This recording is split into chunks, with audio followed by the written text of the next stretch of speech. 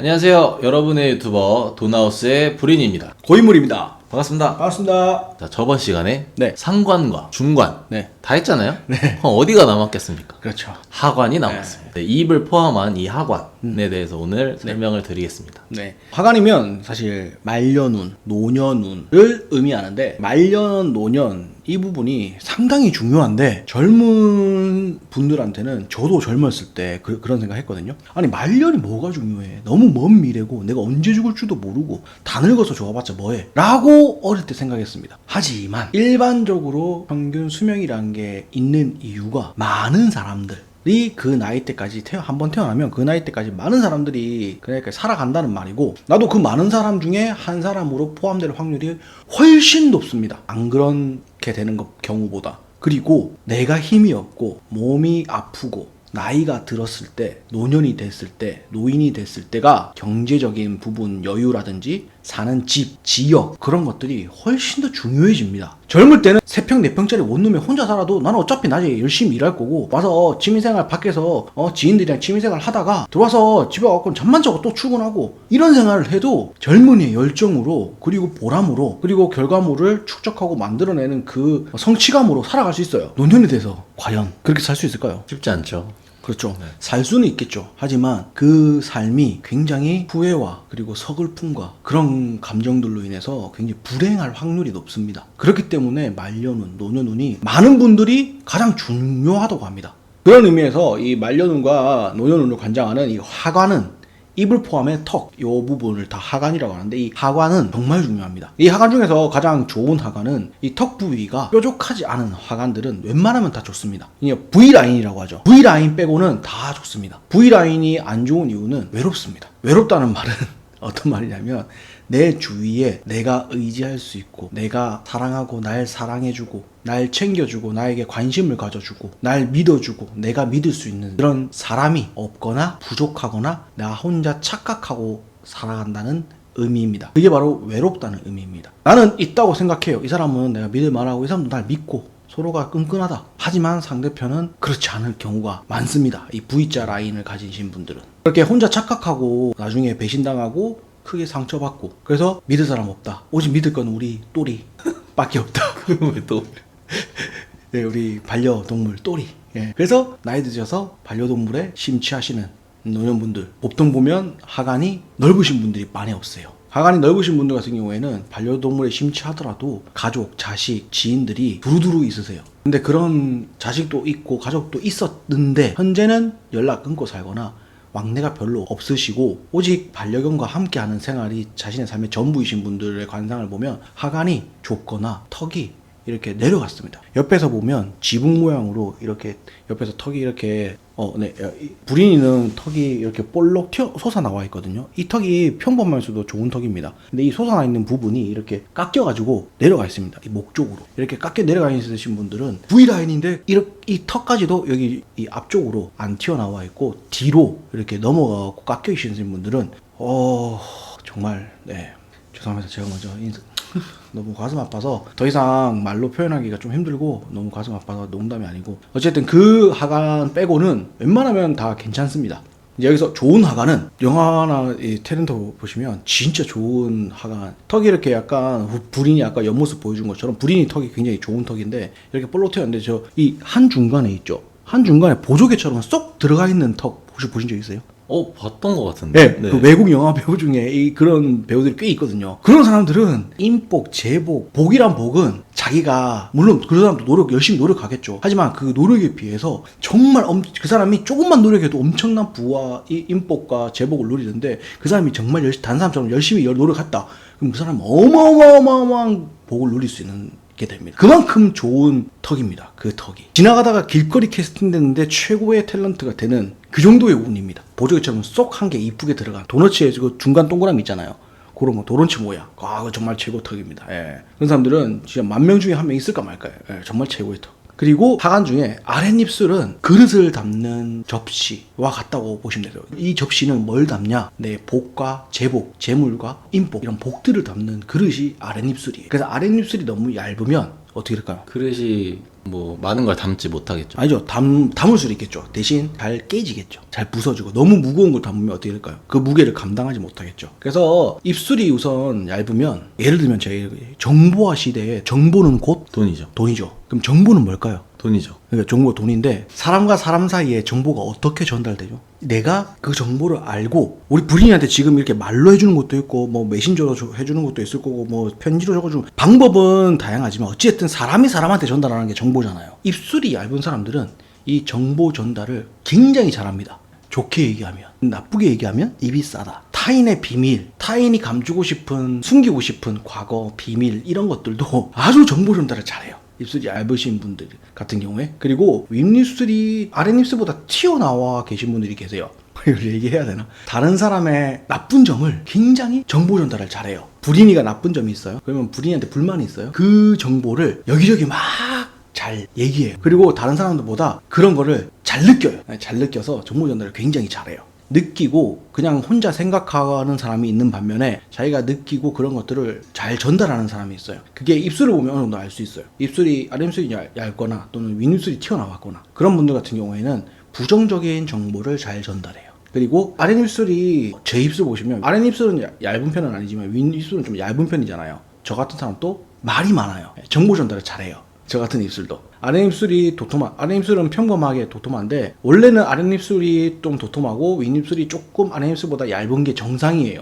그래서 저 같은 경우에는 그 차이가 약간 조금 정상치보다는 차이가 더 커요. 그러니까 저는 좀 정보 전달을 일반인들보다 잘하는 편이에요. 그러니까 다른 사람들이 비밀이라고 하는 것도 제가 생각할 때는 그게 뭐가 비밀이야. 그 비밀 같지도 않은 건데 하면서 그냥 얘기를 해버려요. 그런 성향이 되는 거예요. 그러니까 상대방을 일부러 엿먹이려고 상대방의 비밀을 막 얘기하는 게 아니라, 그냥 내가 생각했을 때는 그게 크게 중요한 것 같지가 않아서 이 사람이랑 얘기하다가 그 사람 얘기가 나왔을 때, 이 사람이 모르고 있는 거니까 얘기를 해주고 싶어서 해주는 거예요, 그냥. 별 생각 없이. 입술을 보고 그 사람이 좋다 나쁘다를 판단하지 마시고, 그 사람이 뭐 때문에 그렇게 되는지를 우선은 이해를 하시면 그 사람한테 얘기할 때 좀 조심하게 해도 되면서도, 그 사람이 나한테 어떤 실수를 했을 때 내가 받는 충격이나 아픔이나 배신감이 어느 정도 감당이 돼요. 그래서 드리는 말씀이에요. 그런 용도로 사용하셔야 돼요. 관상, 명리학, 사주팔자, 모든 것. 상대방을 이해해서 내가 그 사람을 대할 때 어떤 식으로 대하고, 또 그 사람이 내 예상 밖의 행동이나 말을 했을 때 내가 그걸 어떤 식으로 받아들여서 내가 마음이 덜 다치고 안 다치고 상대방의 마음이 덜 다치고 안 다치게 하기 위한 목적으로 명리학이나 사주팔자, 관상, 수상을 아셔야지, 상대방을 평가하고 또 좋은 사람 나쁜 사람 이분법적으로 나누고 그러라고 이 공부를 하시면 안 돼요. 그리고 사람을 이용하려고 하고 이 목적으로 이걸 알려고 하시면 절대 안 됩니다. 그러면 다 그게 돌고 돌아서 다 인과응보로 자기가 다 또 받아요. 상대방을 이해해서 내가 받는 충격이나 배신감을 줄이고, 상대방을 이해했으면 내가 그 사람한테 어떻게 말하고 어떻게 행동할지를 조금은 심사숙고해서 해서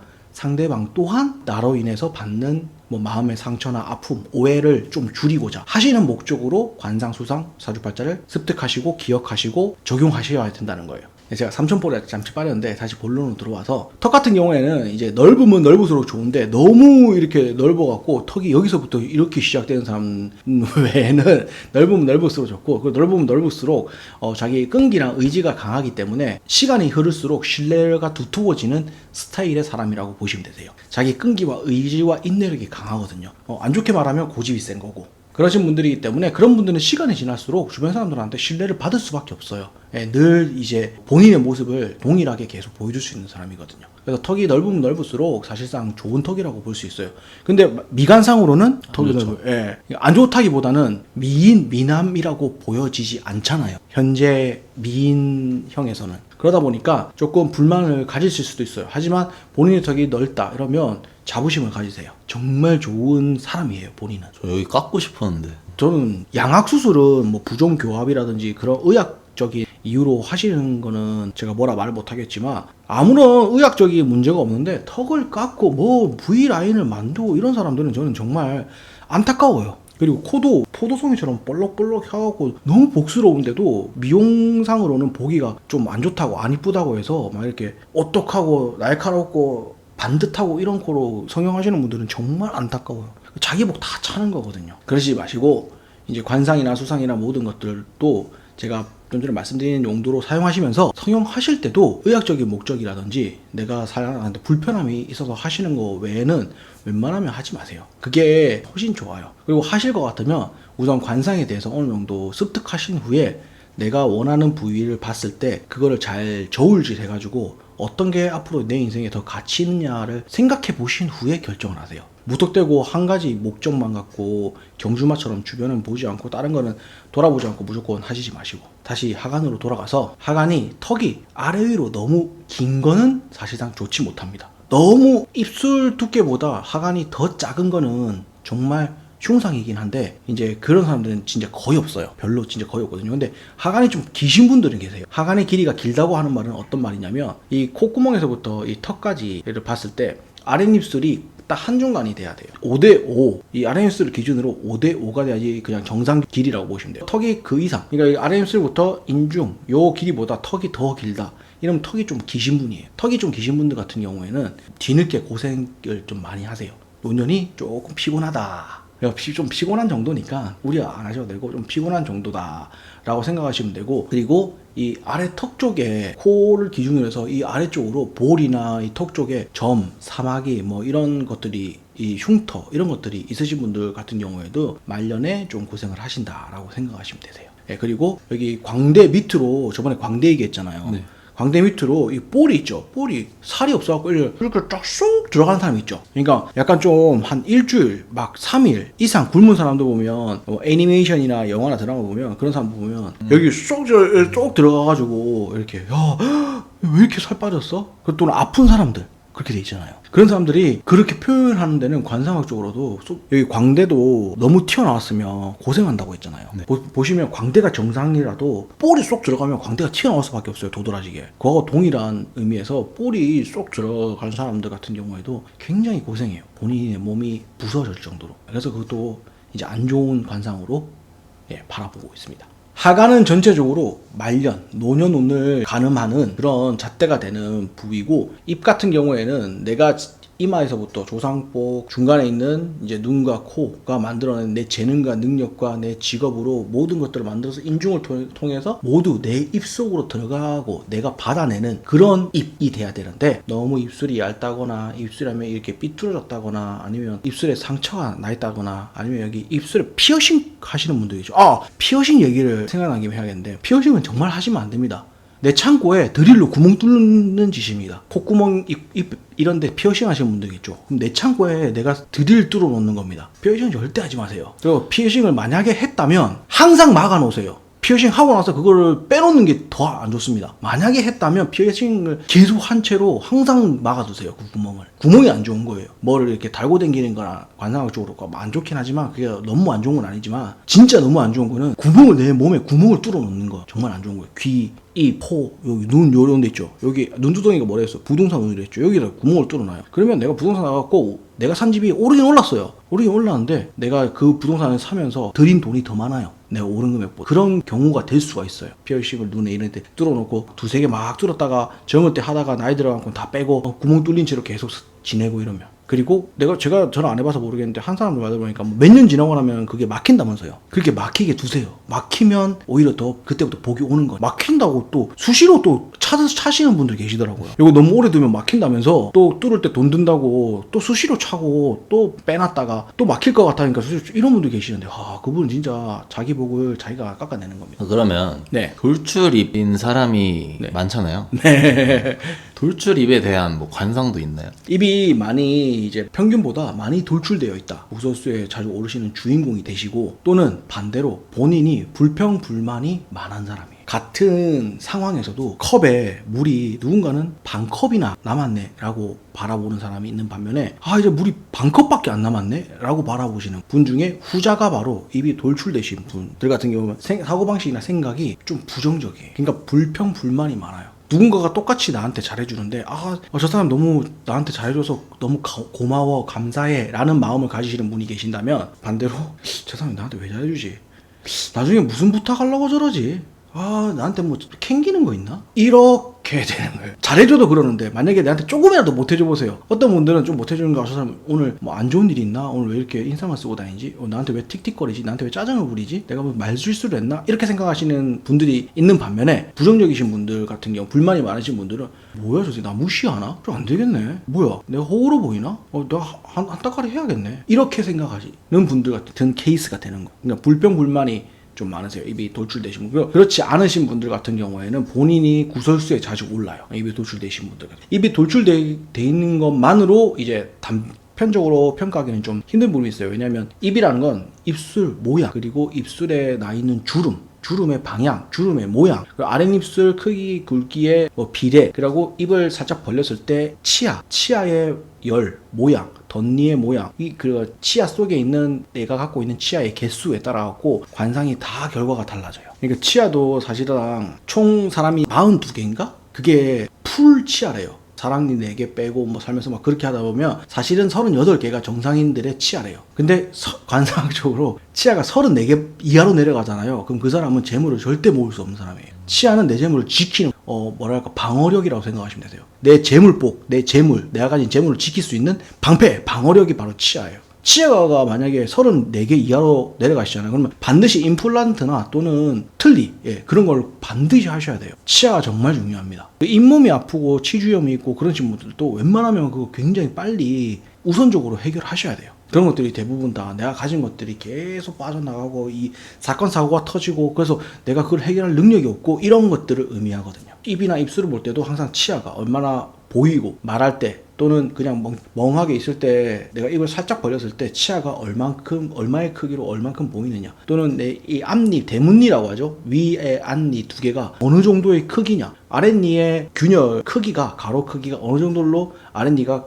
가지런히 있고 보이는 게 몇 개가 보이냐에 따라 가지고도 그 사람의 재물복이나 운이라든지 그런 게 다 다르게 관상학에서는 바라보기 때문에 입이 사실상 굉장히 이렇게 볼 게 많아요. 그리고 입술에 나 있는 세로 주름, 가로 주름, 그 다음에 십자주, X표 있죠. X표로 나 있는 주름, 격자주름, 그 다음에 십자가로 나 있는 이렇게 주름, 그 다음에 그 주름들의 간격에 따라 가지고도 또 많은 것들이 또 알 수 있고 설명할 수 있어요. 그리고 하관은 수염 있잖아요. 수염, 남자들은 수염 모양에 따라서도 그 사람의 성향이 더 달라져요. 그러니까 수염을 모양 내 가지고 이렇게 면도를 한 거 말고, 면도를 안 한 채 한두 달 있었을 때 나는 그 수염의 모양들 있잖아요. 그거에 따라서도 굉장히 달라져요. 예를 들면 한 가지를 말씀드리면, 이 산적 수염 있죠. 여기서부터 이렇게 막 입 딱 빼고 이렇게 막 귀까지 구렛나루까지 전부 다 이어지는 이 수염을 가진 사람들은 굉장히 의리를 중요시 여겨요. 의리파예요, 의리파. 내 가족보다 의리. 근데 이제 여기서 이 수염은 없고 여기만 동그랗게 나 있는 그런 분들 있죠. 그런 분들 같은 경우에는 내가 하고자 하는 일을 굉장히 중요시 여기시는, 내가 하고자 하는 일을 계속해서 해나가는 거를 굉장히 중요시 여기시는 분들이 수염이 이렇게 동그랗게 다 있어요. 그리고 안 좋은 수염이라고 하면 우리 내시 수염이라고 하죠. 일본 앞잡이들 표현할 때 보면 요렇게 여기만 매기 수염 뭐 이런 식으로 돼 있는 그런 수염을 가지신 분들 같은 경우에는 실제로 관상에서도 안 좋게 봐요. 그러니까 이기적이기 때문에 그런 분들 같은 이기적이에요. 그러니까 개인주의가 아니라 이기주의가 좀 그런 성향이 많이 보여요. 그래서 실제로도 안 좋은 수염이고요. 턱에는 수염이 많이 없고 코위에만 수염을 기르시는 거나 또는 있으신 분들 같은 경우에는 여기서 중요한 포인트가 이 중간에 있죠. 인중을 가리느냐 가리지 않느냐에 따라 가지고 굉장히 관상학적으로는 호불호가 크게 나뉘어요. 좋은 수염은 인중을까지도 가리는 수염, 인중을 못 가리고 양쪽으로 이렇게 나는 수염 같은 경우에는 좋은 것보다는 안 좋은 점이 많긴 한데, 좋은 점이라고 한다면 세심하고 섬세한 면이 있으세요. 뭔가 연애를 하거나 어떨 때도 좀 세심하게 배려하고 섬세하게 챙겨주고 이런 좋은 면은 있지만 좀 이기적이에요. 그리고 이 턱은 수염이 만약에 난다면 턱을 전체적으로 이렇게 다 가릴 정도로 수염이 나는 게 좋아요. 좋다는 말은 뭐냐면 옛날 사람들이 생각하는 그 남성스러운 면이 좋다는 거예요.